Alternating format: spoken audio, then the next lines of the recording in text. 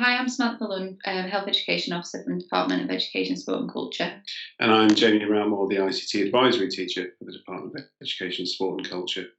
And we're here today to talk about safer schools. And we're going to be looking at how to keep our young children safer when they're online and how we can support the community in helping them do that. If we think about the different aspects of a child's environment, there are lots of different contexts where children get messages to keep them safe. The majority of these are familiar to us, and we can pass on knowledge and safety messages from our own experience or from messages we were given when we were younger. For example, how to cross the street, how to be safe when we're going for a walk in the countryside. The digital world, however, is an ever-evolving space that parents, carers, and other members of the community are learning about at the same time as their young people. On a monthly basis, there are, on average, a release of 39,000 new apps onto the market. That's an enormous number of apps, and there is no way to guarantee what experience young people will have with those apps. The apps you see here are just a small selection of what is out there. Some you'll recognise because, like me, you'll have them on your phone. Many, however, will be unfamiliar, yet might be on the device of a young person in your care. Some of them are really quite troubling and stem from a lot of things such as hiding information and software from parents or adults who have a responsibility for children. For example, this app is Tor, and it's used to hide the places that people visit online and to get around any web filters that you might have set up. This means that young people can see anything that is available on the web, anywhere, and parents might not know about it. With this one, you might be wondering why a calculator has been selected as being a possible danger to well-being. There are actually apps out there called decoy apps.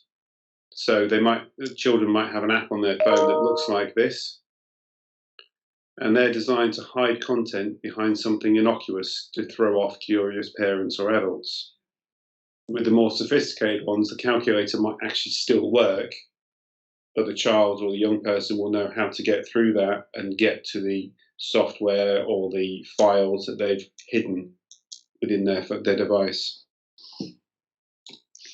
These two apps are anonymous messaging apps. So these will allow people to message others without being identifiable, giving them freedom to say anything without any repercussions. And it's obvious, I think, what the dangers are with those. You then have the most popular apps.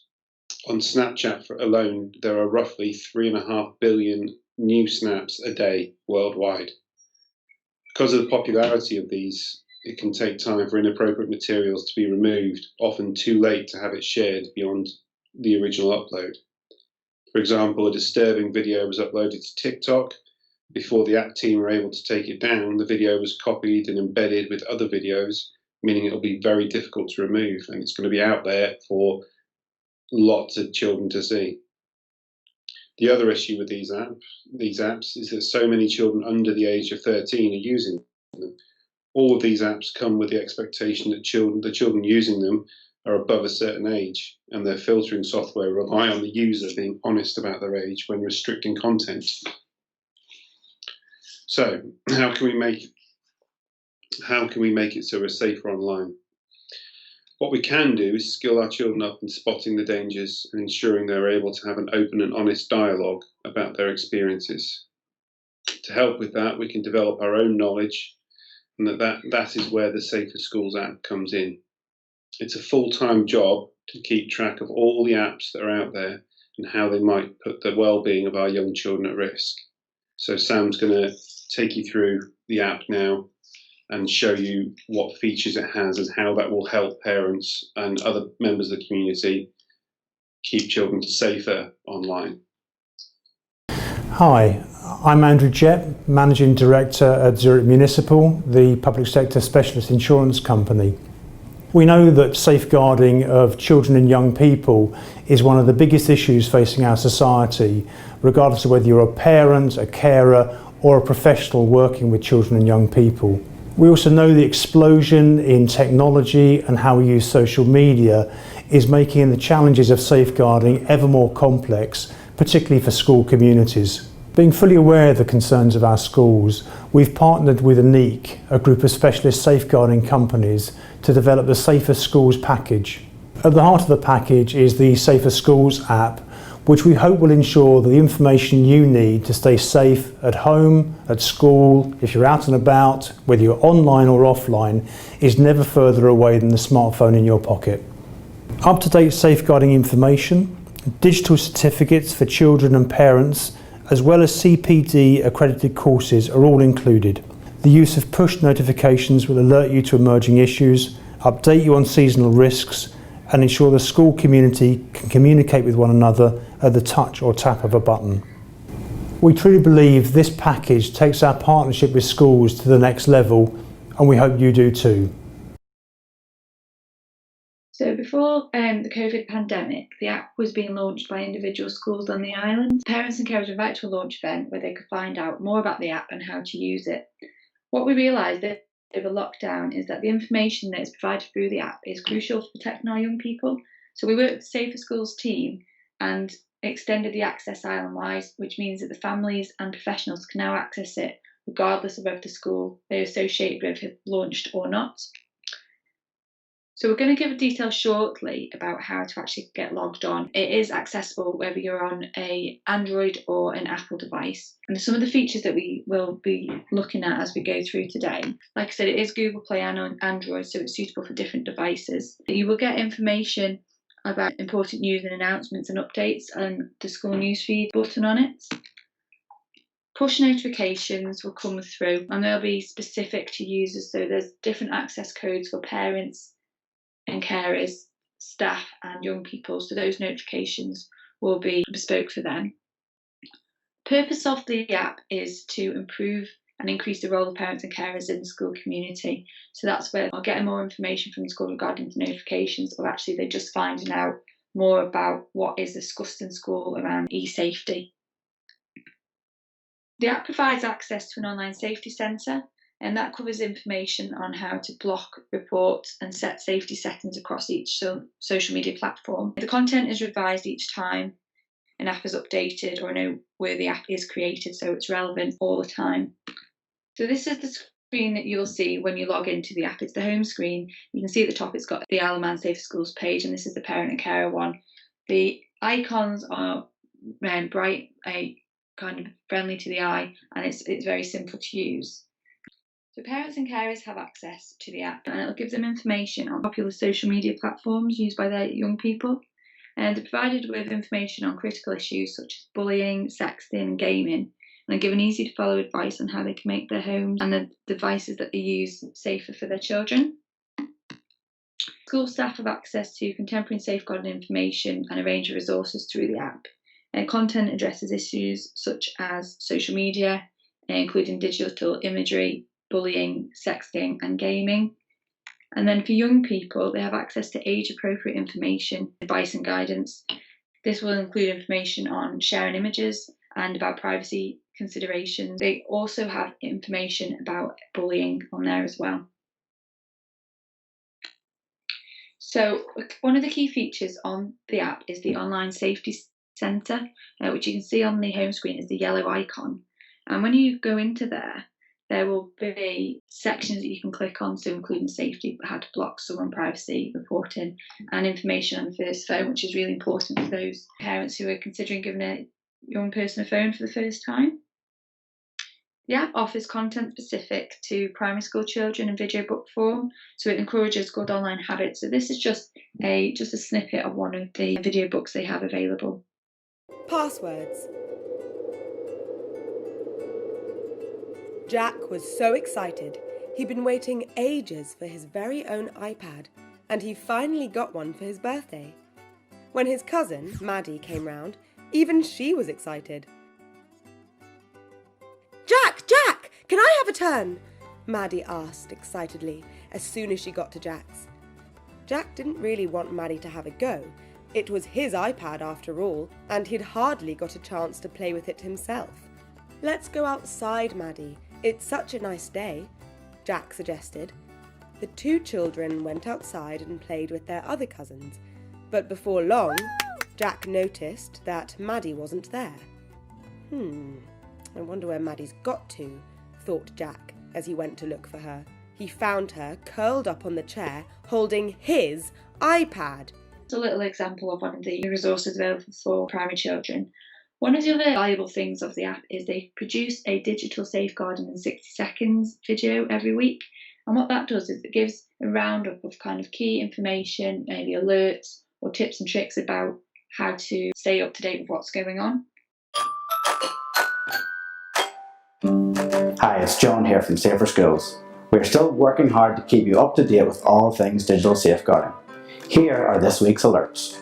Research completed by the leading mental health charity Young Minds found that at least 51% of young people said the lockdown made their mental health worse. Have a look at our latest blog for 5 top tips to help the young people in your care deal with stress and anxiety.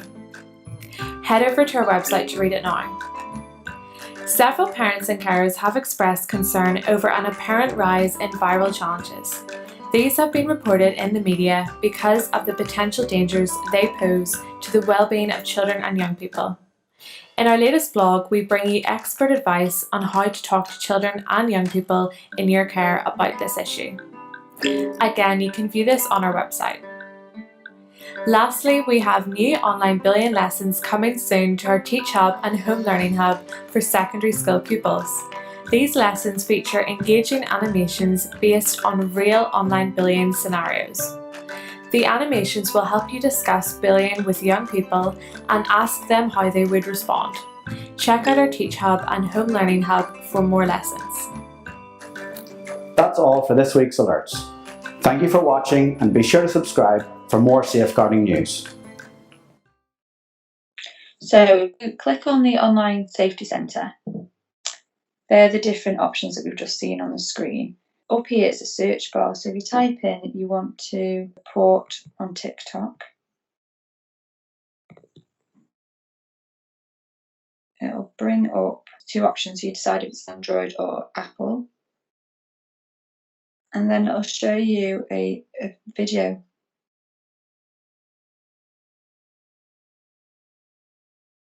It just tells you how to do it. You don't have to sit and read through a load of text. It's just a visual, which I know some people find a lot easier.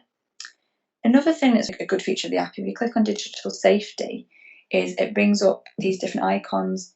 If you click on social media, it then gives you a list of all the different apps that young people may be using.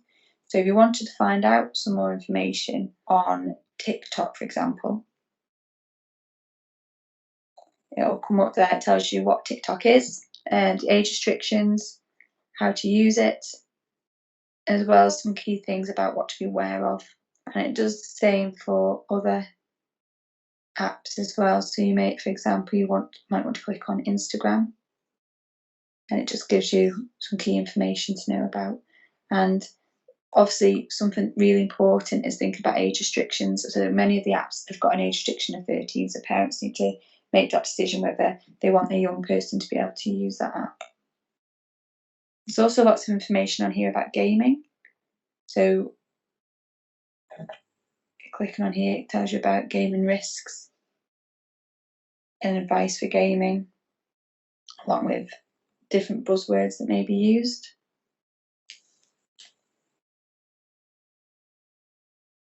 You click on Need to Know, gives information about passwords, do's and don'ts, age restrictions like I've just briefly mentioned,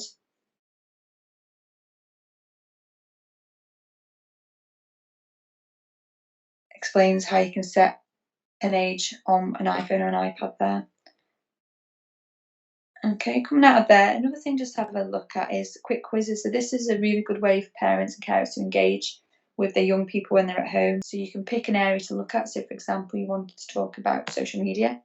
It comes up with 3 short questions that you can answer, and then you can reset them. to have a go again. So lots of information on there, all bright coloured, easy to use layout. Okay, so now we're going to talk about how to get you logged on. So what you want to do first of all is search for Safer Schools in the store appropriate for your mobile device. And you'll notice you've got the right one when you see the purple shield in the white box. Then what you want to do is type in your school name here. So here you type in the access code that you were being given by your school. And like I said, you can download it by searching the App Store, or you can just scan the QR code here. So don't worry if your school hasn't launched the app yet. And what we've done here at the department is we worked with the Safer Schools team to create Island Access. So this can be found on our Education Improvement Service website. On the right hand side is a letter that you can access. It gives you information about what it is, but then also the access codes for your young person. There's also someone there for parents and carers as well. And if you have any questions about using the app once you're on, or want to just find a bit more information, on the menu, if you click on the School News Hub, the Email Us section, and it'll bring you through to an option you can email directly to myself and Jamie.